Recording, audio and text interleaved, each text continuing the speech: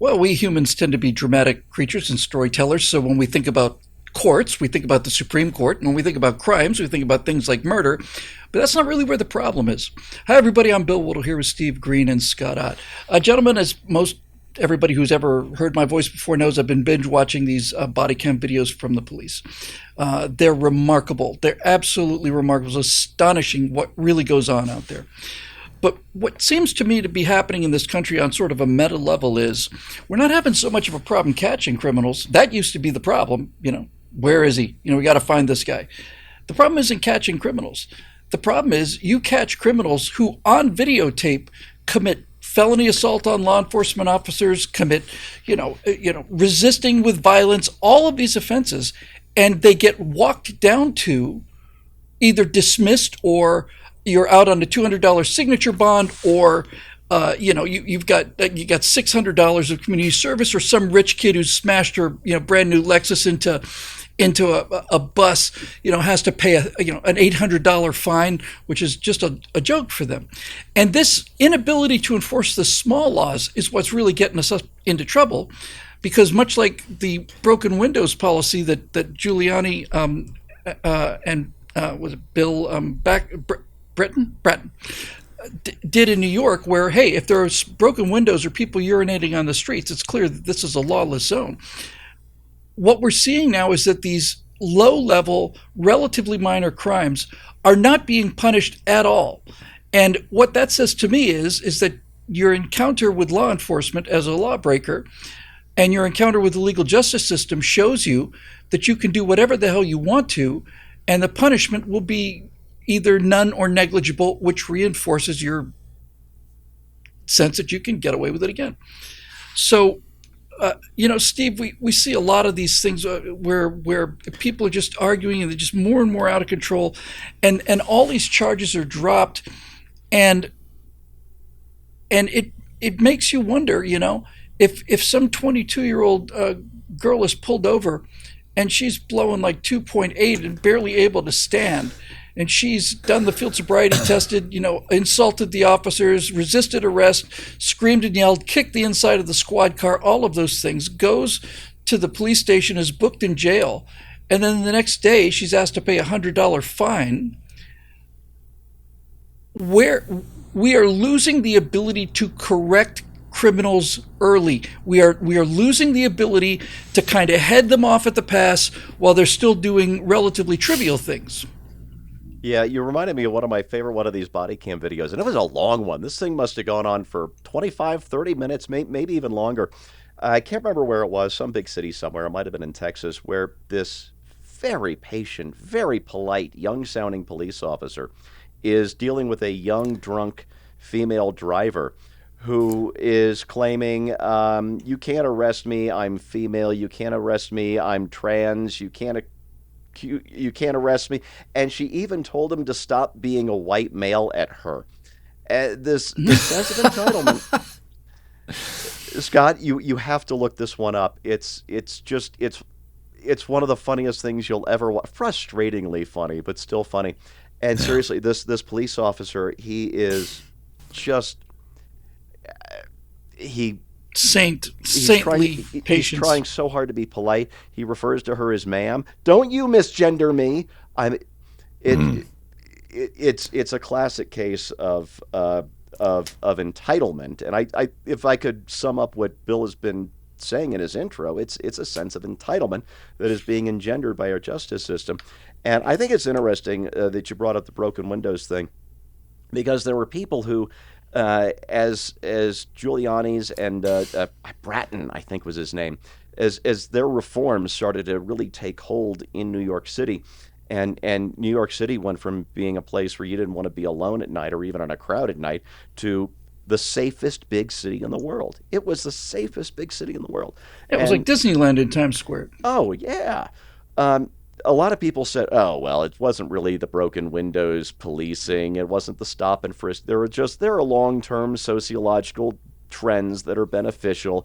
And Giuliani and Bratton, or whatever his name is, I wish I could remember, just kind of piggybacked on that. They were very lucky in their timing. And I thought, well, let's see what happens. And sure enough, Bill de Blasio comes along and he undoes all these reforms. And it took a little while. These things don't change overnight. But we are watching New York get worse, not better. So we went from, oh, it's correlation, not causation in the 90s to, well, as you're undoing these things, we're seeing these trends come back. That's a little more correlation.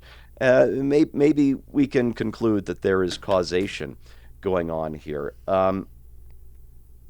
Gosh, I was hoping to avoid talking about this, but I will, and I'll do my best to keep it together. As our backstage viewers know, and my readers at PJ Media and Instapundit know, my 19-year-old niece was murdered in Austin on Monday night. Her killer is 20 years old. He has been in and out of jail repeatedly on various gun and drug charges.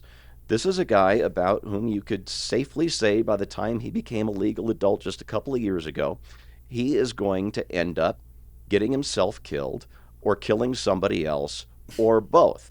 And sure enough, Monday night, he murdered my niece and tried to kill himself. And you could see this, but at no point along the way, at no point did the criminal justice system in Austin say, wow, this guy is a bad guy and needs to be dealt with as ruthlessly as the justice system allows in order to, number one, protect society, and number two, if it's possible, turn him around and reform him before he does something truly awful.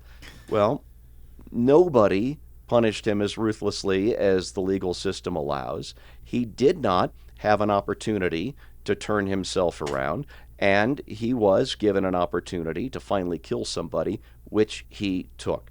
And that's about as much about that as I can talk about without completely losing it. So I'll drop that now.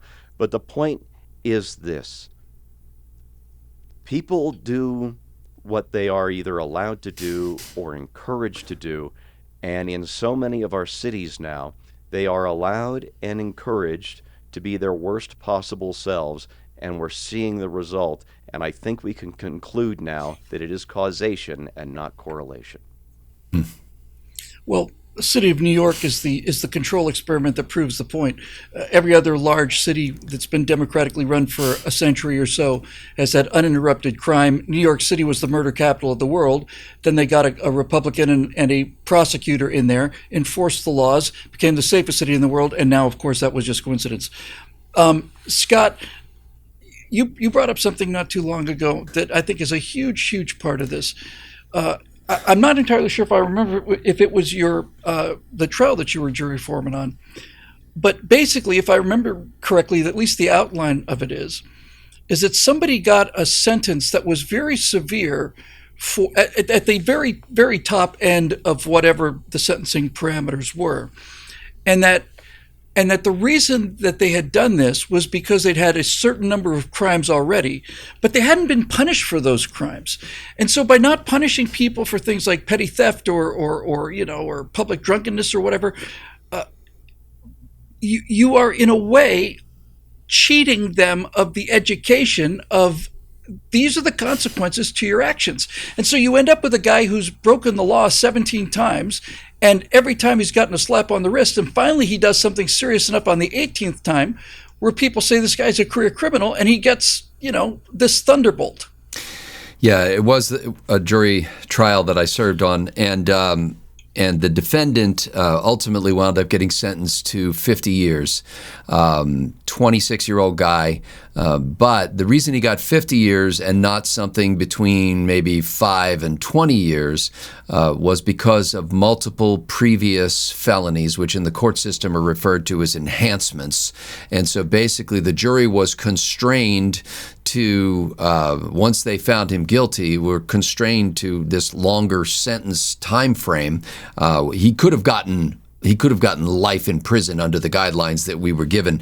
But when I looked back at the history, and they talked about this during the sentencing phase of the trial, even though he had multiple narcotics, intent to distribute, weapons charges, discharging a firearm, towards somebody, all this other kind of stuff happened before in his life. It was unclear to me, but it didn't sound like he had served any more than maybe a year and a half in jail. and he was released on probation. In some cases, he never went to jail, and so even though he had multiple serious felonies on his record, he had never served any serious time, and it showed in his reaction. First of all, he asked for the jury trial. I think he thought that he was going to get more than he got, or fewer years, but he was going to be able to prevail upon a jury. And then he actually had his attorney put him on the stand. His public defender attorney, who looked like she was out of her depth, like a lot of public defenders do, puts him on the stand, and that only made things worse.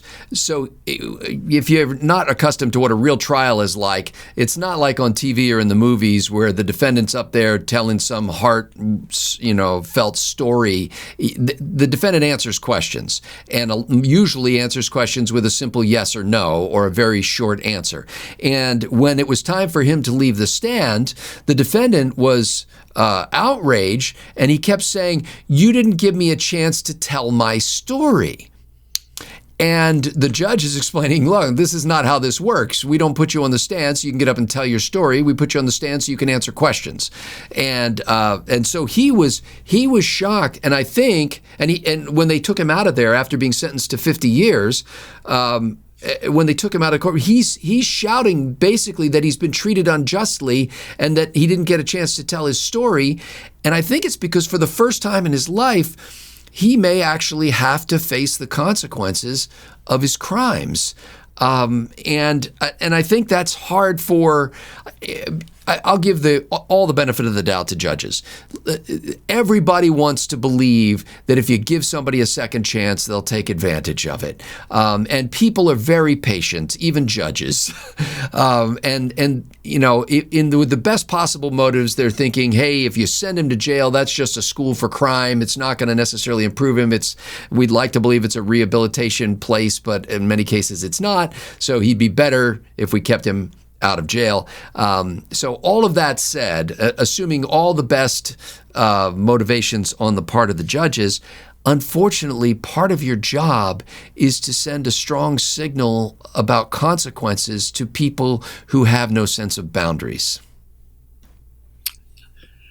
Yes, you said this person was exiting the trial complaining about the injustice that was done to him, and he's absolutely right. An injustice was done to him. Wasn't done to him that day on that trial, but the injustice that was done to him with the number of times that he came up with ever increasingly more serious charges and was essentially given no punishment for it. Nothing that hurt him, nothing that stuck. And so the injustice is that this guy did not get incremental discipline of pain. That's what corrective behavior is. You do something that you're not supposed to do, and you administer some pain, and hopefully you will connect this bad behavior with the pain, and then you will not do the bad behavior anymore. But when you do a bad behavior and you don't receive the punishment, you not only don't get corrected, you get encouraged to accelerate down this path, because now you can get away with practically murder.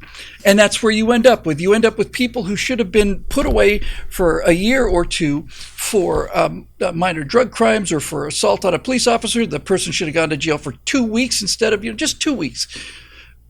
And without consequences, folks, on the lower end, this is kind of the point I'm trying to make. If you basically excuse away all of these petty criminal offenses by saying it's not such a big deal, it's only resisting arrest or whatever, we're just going to drop the charges, then you meaning the judge and the judicial system are the ones who are being unjust to that person by not enforcing an appropriate punishment for that crime. By not enforcing that, you are not only allowing but encouraging them to do more of this, until finally the great wrecking ball of reality comes and swings in, and your life is essentially over. And that seems to be a major problem we're having. We talked a lot about cities and stuff, but the thing I'm really seeing here most in these body cam videos are almost always women. They're almost always in their 20s, and they are convinced that when a police officer comes up to your window, that this is going to be a discussion between you and mom. And if you argue long enough and can find one or two points, then the police officer will eventually grow tired and go back to the car, and you'll be able to just go on and do what you want to. I've seen videos where young people were so drunk they couldn't stand, saying they didn't do anything wrong. That's the universal thing to the prison. I didn't do anything wrong. What did I do? Ma'am, you were driving drunk. You were 4 times over the limit. I didn't hit anybody. I didn't hurt anybody. That's the mentality. And all it does really is make me realize that, we got to be tough on these small crimes before the big ones. But what it does for me emotionally is it really makes me pine for the days.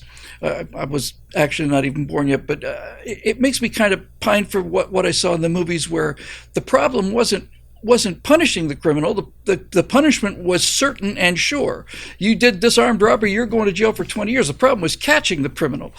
I would like some of these people to accept the responsibility for the fact that they're criminals. Just once, I'd like to see some young person get arrested, get put in the back of the car, and have them say something like, "All right, you got me, copper, you got me, Flatfoot. I'm not singing when I go to the big house. You hear me? I'm not a rat. I'm not going to be a rat. I'm a criminal. I'm caught. Here comes my punishment. That's the consequence of my actions. Actions without consequences will increase Actions without consequences will produce ever more egregious actions that will then require consequences that are so severe that in a certain philosophical sense is a form of injustice. They still committed the crimes, but you can hardly expect a kid to stop having tantrums on the floor of the Walmart for a toy if you don't punish him for having tantrums on the floor of the Walmart. And if you end up giving them the toy as a result of that tantrum, what has that person learned? We're going to see a lot more of this before we see a lot less of it. For Steve Green and Scott Ott, I'm Bill Whittle. Thanks for joining us. We'll see you next time right here on Right Angle.